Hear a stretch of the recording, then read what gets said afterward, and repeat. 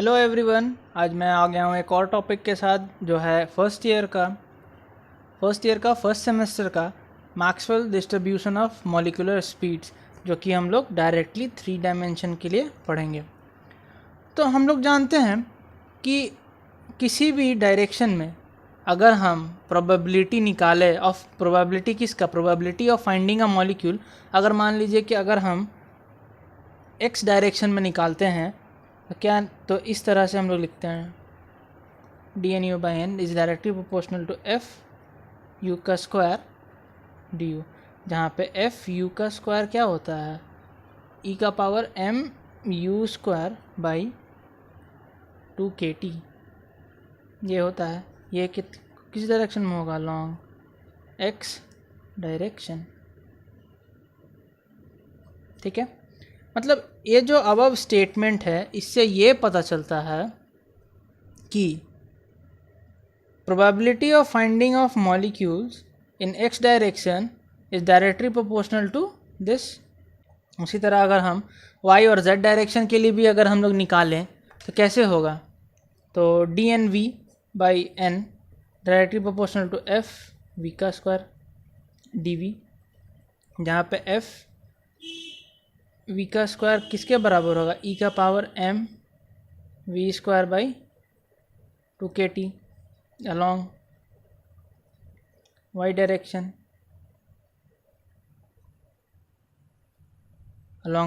Similarly D N omega by N directly proportional to F omega square D omega, जहाँ पे F omega square क्या हो जाएगा? ई का power m omega square by 2kT। ये z direction के लिए होगा। ठीक है, अब हम लोग जानते हैं अगर हम 3D का बात करें, जो प्रोबेबिलिटी जो होता है 3D में इज ऑलवेज अ मल्टीप्लिकेटिव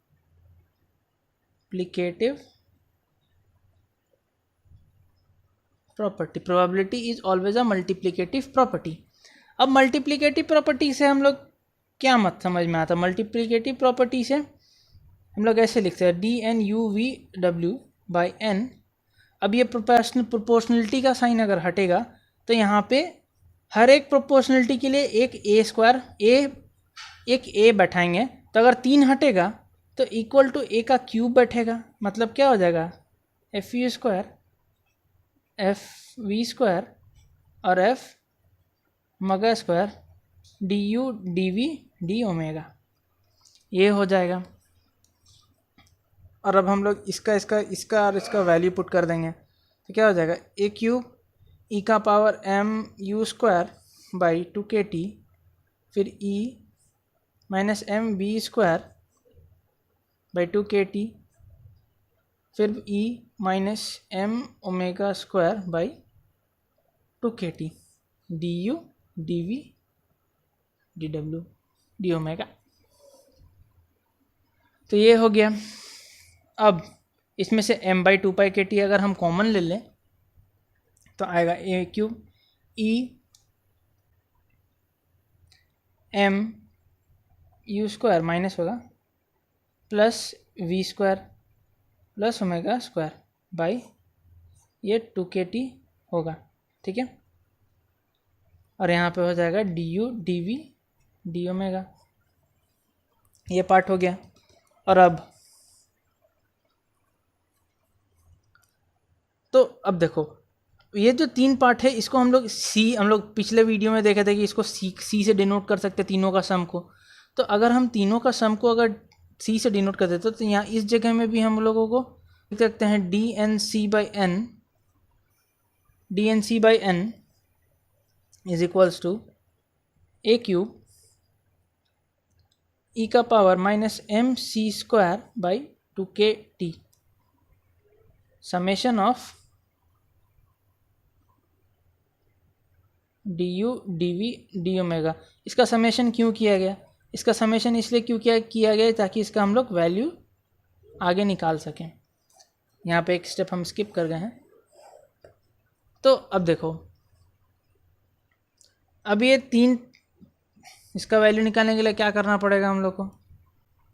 इसका वैल्यू अगर निकालेंगे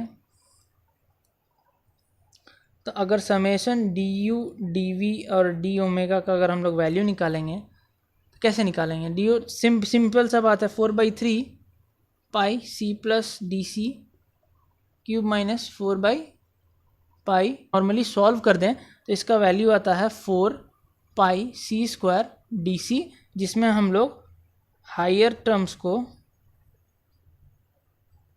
क्या करते हैं? नेग्लेक्ट कर देते हैं।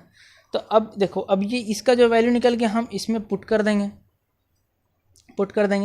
तो अगर हम पुट कर देंगे तो मेरे पास इक्वेशन क्या आएगा?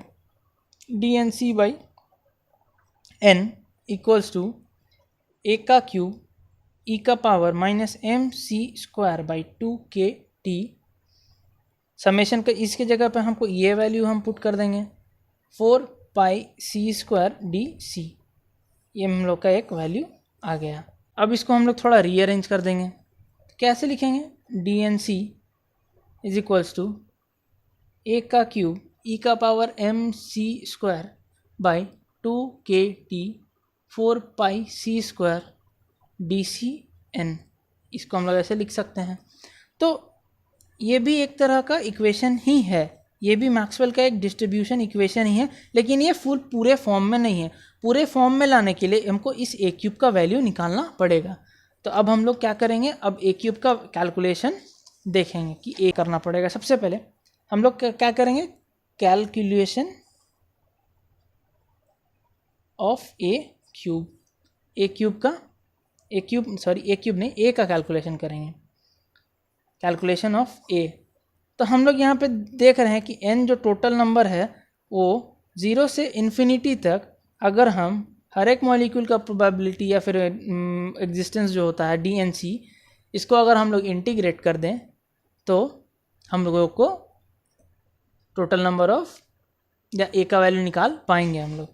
तो n इज इक्वल्स टू, अब डी एन सी का वैल्यू हम लोग पीछे का वैल्यू अब देखा जाए तो यहाँ पे n जो है ये वाला, ये 4 पाई ए क्यूब, और ये n ये तो कांस्टेंट है तो ये बाहर आ जाएगा 4 पाई ए क्यूब, और n यहाँ इंटीग्रेशन 0 से इन्फिनिटी क्या हो जाएगा? सी स्क्वायर ई का power M C square by 2 kt D C. अब देखो, अब यहाँ पे जो m/2 kt minus m/2 kt जो है, इसको हम लोग b कंसिडर कर लेते हैं थोड़ा कैलकुलेशन में आसानी करने के लिए। तो अगर हम इसको b कंसिडर कर लेते हैं तो ये क्या आ जाएगा? n equals to 4 pi A cube n integration 0 से इन्फिनिटी c 0 से इन्फिनिटी इंटीग्रेट करेंगे C square E minus B C square D C. अब देखिए, अब यहाँ पे हम लोगों को एक तरह का फंक्शन मिल जाता है जिसका हम लोग यूज़ करके इस कैलकुलेशन को और भी सिंपल कर सकते हैं। तो वो इक्वेशन है क्या? देखिए, ये कैलकुलेशन का पार्ट नहीं है, बस ये पार्ट आपको समझाने के लिए कि इस पार्ट का सोल्यूशन कैसे करेंगे। तो कोई भी इक्वेशन अगर 0 से इन्फिनिटी फंक्शन x का पावर n इंटू ई का power minus B X square के फॉर्म में होगा, तो इस तरह के फंक्शन को टेबल ऑफ इंटीग्रल से हम लोग सॉल्व करते हैं। तो अगर ये n का वैल्यू अगर इवन और ऑड 2 होता है, तो यहाँ पे देखते हैं हम लोग, अगर इवन है तो इवन अगर n का वैल्यू अगर 2 होता है, for n is equal to 2 होगा, तो इस तरह के इक्वेशन का सॉल्यूशन क्या होगा? 1/4 root under pi by B का क्यूब। तो n इज इक्वल टू 2। तो अब इस चीज़ को हम लोग यहाँ पे अप्लाई करते हैं। तो इस चीज़ को अगर हम वहाँ पे अप्लाई कर देते हैं तो हम लोगों को क्या मिलेगा? हम लोगों को मिलेगा n इक्वल्स टू 4 पाई ए का क्यूब n क्या मिलेगा? 1/4 रूट अंडर पाई का बी, पाई बाई बी का क्यूब, ठीक है। अब ये एन और ये एन तो कट गया, मतलब यहाँ पे एक बचा, 4 पाई ए का क्यूब 1/4 रूट अंडर, अब हम लोग बी को क्या कंसीडर किए थे, m/2 पाई k2 kt, m/2 kt। तो अगर हम यहाँ पे पुट करें तो देखो बी क्यूब है ना, तो पाई बाई बी क्यूब का मतलब क्या हो गया, m/2 kt का क्यूब, ये 4 और ये कैंसिल हो गया,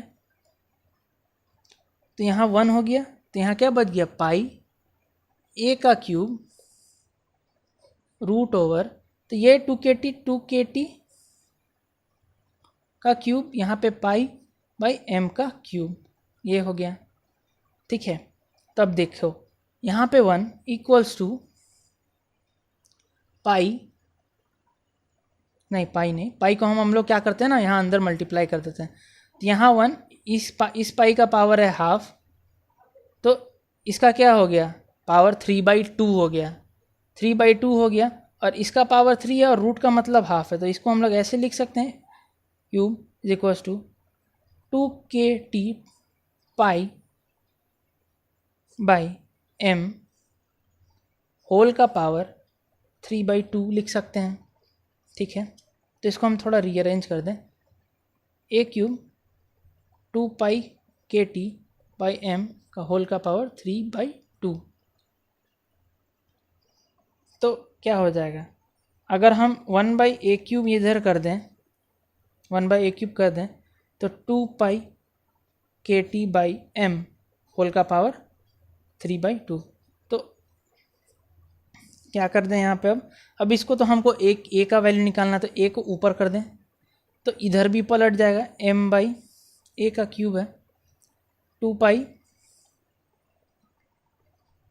kt का पावर 3/2, तो ये ए का वैल्यू यहाँ से, तो ए क्यूब का हमको वैल्यू टोटली मिल गया, ए क्यूब का वैल्यू अगर मिल गया हमको, तो अब सिंपली हम लोग क्या जाएंगे, सिंपली हम लोग ए क्यूब के जगह पे, ये जो ए क्यूब हम लोग यहाँ पे निकाले हैं, ये क्यूब के जगह में DNC, ए क्यूब का जगह पे वो वैल्यू हम लोग पुट कर देंगे, m/2 पाई kt का पावर 3/2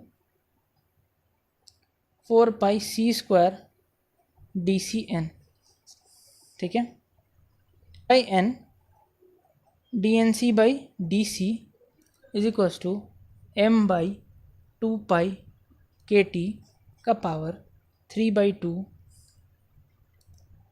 ओह यहाँ पे तो हम एक चीज़ छोड़ दिए, यहाँ पे e का पावर माइनस mc²/2 kt होगा, ठीक है, e का power minus mc²/2 kt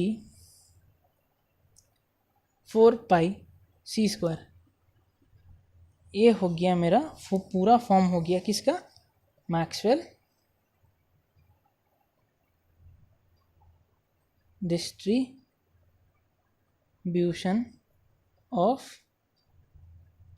molecular speed.